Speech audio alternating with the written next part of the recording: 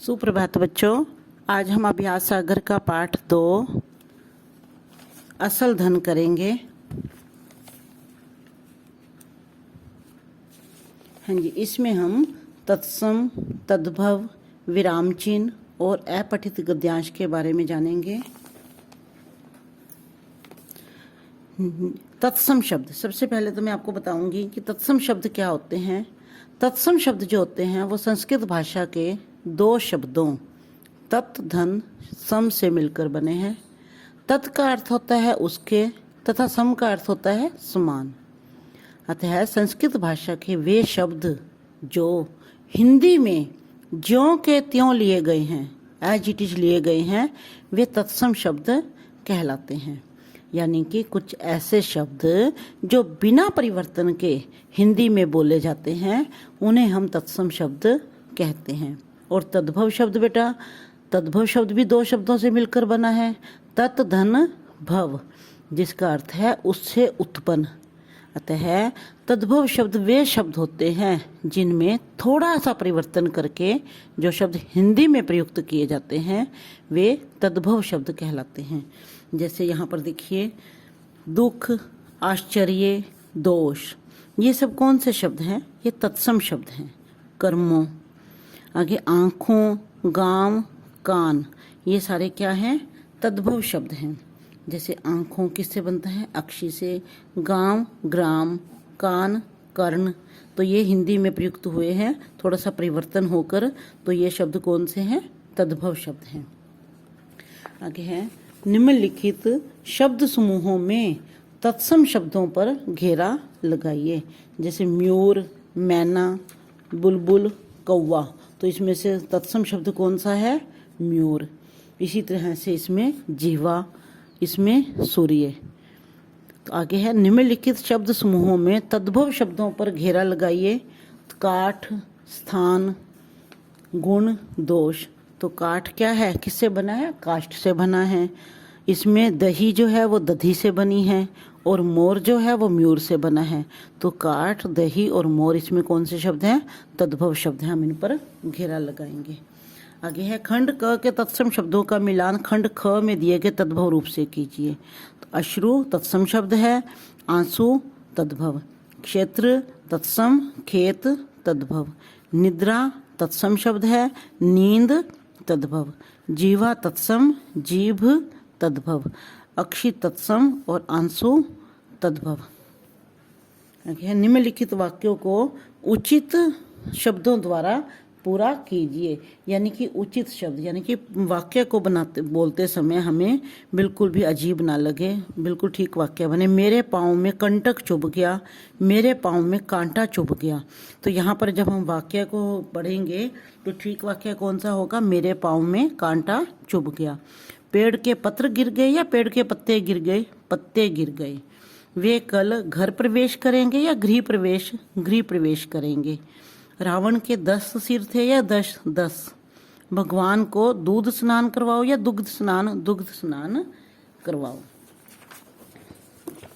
आगे है, नीचे दिए गए चित्रों के सामने उनके नाम के तत्सम और तद्भव रूप लिखिए। तो बेटा ये चित्र दिए गए हैं, आपने इन चित्रों को पहचानना है और इसका तत्सम रूप भी लिखना है और तद्भव शब्द भी लिखना है। जैसे नासिका तत्सम है और नाक क्या है? तद्भव।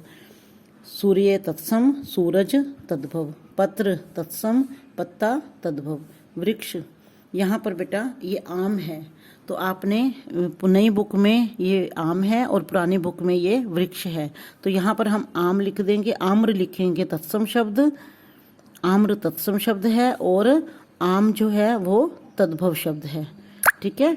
और म्यूर तत्सम शब्द है और मोर तद्भव शब्द है। आगे, नीचे स्तंभ क में विराम चिन्ह दिए गए हैं और स्तंभ ख में उनके नाम दिए गए हैं। रेखा खींचकर विराम चिन्हों को उनके नाम से मिलाइए। तो यहाँ पर मैंने आपको पहले विराम चिन्ह की वीडियो भेजी थी, आपने सबने विराम चिन्ह की वीडियो देखी होगी और आपको ये पता होना चाहिए कि ये कौन सा विराम चिन्ह है। निर्देशक चिन्ह है ये है अल्प विराम, दोहरा उद्धरण चिन्ह, प्रश्न सूचक चिन्ह, पूर्ण विराम, एकल उद्धरण चिन्ह।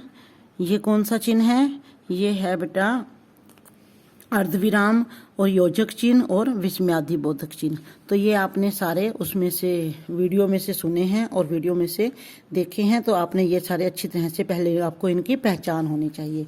आगे है, नीचे दिए गए वाक्यों में प्रयुक्त विराम चिन्हों को पहचानिए और उनके नाम लिखिए। तो यहाँ पर देखो, जो भी विराम चिन्ह दिए गए हैं आपने वो यहाँ पर विराम चिन्ह लिखना है और फिर यहाँ पर विराम चिन्ह का नाम लिखना है कि कौन सा विराम चिन्ह है और ये कहाँ क्यों लगते हैं। वो मैंने विराम चिन्ह की जो वीडियो भेजी है उसमें से आपने समझने हैं।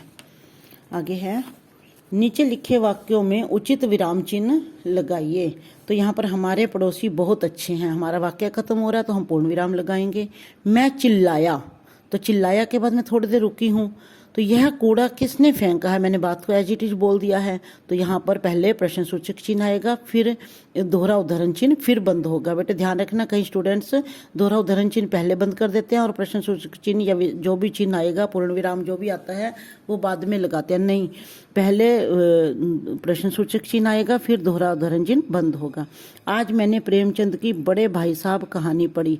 तो ये बड़े भाई साहब शीर्षक है ये इसका, तो यहाँ पर क्या है, एकल उदाहरण चिन्ह आएगा। बच्चों क्या कर रहे हो, तो यहाँ पर हम अल्प विराम भी लगा सकते हैं। बेटा बच्चों के बाद हम थोड़ी देर रुके हैं और विस्मयादि बोधक चिन्ह भी आएगा, हम किसी को संबोधन कर रहे हैं।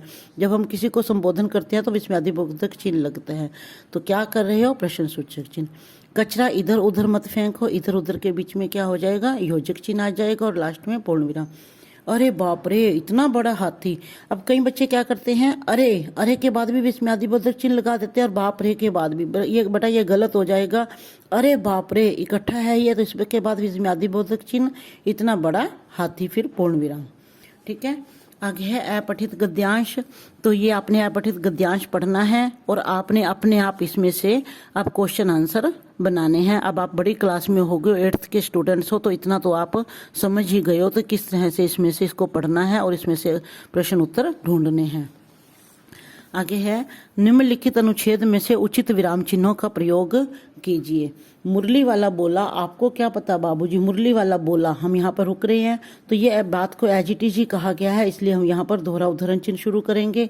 असली लागत क्या है, क्या है के बाद प्रश्नसूचक चिन्ह। यह तो ग्राहकों का दस्तूर होता है कि दुकानदार चाहे हानि उठाकर चीज क्यों न बेचें, पर ग्राहक यही समझते हैं। फिर रुक रही हूँ मैं, अल्प विराम, दुकानदार मुझे लूट रहा है। यहाँ पर हमारा वाक्य खत्म होता है और हमारा यहाँ पर दोहरा उदाहरण चिन्ह आ जाएगा। उसके बाद आप काहे का विश्वास करेंगे, प्रश्न है तो प्रश्न सूचक चिन्ह आएगा। उसके बाद लेकिन सच पूछे तो बाबूजी असली दाम 2 ही पैसा है, पूर्ण विराम। आप कहीं से 2 पैसे में यह मुरली नहीं पा सकते, वाक्य खत्म हो रहा है, पूर्ण विराम। मैंने तो पूरी 1000 बनवाई थी, रुक रही हूँ मैं, अल्प विराम, तब मुझे इस भाव पड़ी है, पूर्ण विराम।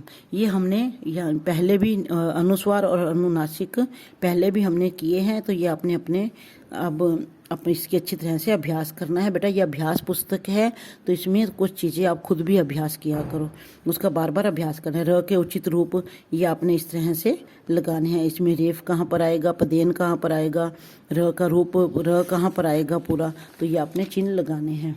आगे इसी तरह से आपने नुक्ता का प्रयोग करना है। आगे निम्नलिखित मुहावरों का वाक्य में प्रयोग करते हुए अर्थ बताइए। अब यहाँ पर मैं आपको अर्थ बता देती हूँ, आपने खुद इसके वाक्य बनाने हैं। फूला न समाना, बहुत खुश होना, कान भरना, चुगली करना, दंग रह जाना, हैरान रहना, उल्लू सीधा करना, अपना काम निकालना। तो यहाँ पर खुश होना अर्थ है, इसके अलग अलग ये मुहावरे हैं, सबका अर्थ खुश होना है। मन में लड्डू फूटना, गदगद होना, जमीन पर पाँव न पड़ना, घी के दिए जलाना, फूला न समाना। तो आपने इसका अर्थ लिखकर वाक्य बनाने हैं। आगे है निम्नलिखित संज्ञा शब्दों के भेदों के नाम लिखिए। अब यहाँ पर आपने देखो 4th 5th 6th 7th सभी क्लासेज में संज्ञा पड़ी है। तो मुस्कुराहट क्या है, इसमें संज्ञा किसे कहते हैं, इसके कितने भेद होते हैं आपने सबने पढ़े हैं। जातिवाचक संज्ञा, भाववाचक संज्ञा, व्यक्तिवाचक संज्ञा। तो मुस्कुराहट क्या है, हमारा भाव है, यानी कि जहाँ पर हमें नज़र नहीं आता, लेकिन जहाँ पर हमारी खुशी, हमारे भाव प्रकट होता है। तो जितने भी हमारे भाव हैं, हमारी फीलिंग्स हैं, जिन्हें हम छू नहीं सकते, देख नहीं सकते, जैसे ईमानदारी, इसको हम देख नहीं सकते लेकिन महसूस किया जा सकता है, तो वो कौन सी संज्ञा होती है, भाववाचक संज्ञा। तो किसान क्या है, यहाँ पर जाति है, है। कोई भी अगर खेत में काम कर रहा है तो उसको हम खेतों में काम करना है, कोई भी तो उसको हम किसान कहते हैं, तो ये उसकी जाति है। भिखारी क्या है, कोई पर्टिकुलर नाम नहीं है तो उसकी जाति है, जातिवाचक संज्ञा। धुलाई भाववाचक संज्ञा। महाभारत विशेष व्यक्ति उसका वस्तु का नाम है, तो ये है महाभारत। प्रेमचंद व्यक्तिवाचक स्पेशल व्यक्ति का नाम है, विशेष। दुकान जातिवाचक। शत्रुता ये भाव है, भाववाचक। शिमला व्यक्तिवाचक। विद्यार्थी जातिवाचक। अपने मोहल्ले के पार्क की सफाई करवाने हेतु नगर निगम अधिकारी को पत्र लिखिए। ये आपने अपने मोहल्ले के, यह औपचारिक पत्र है बेटा, ये आपने लिखना है।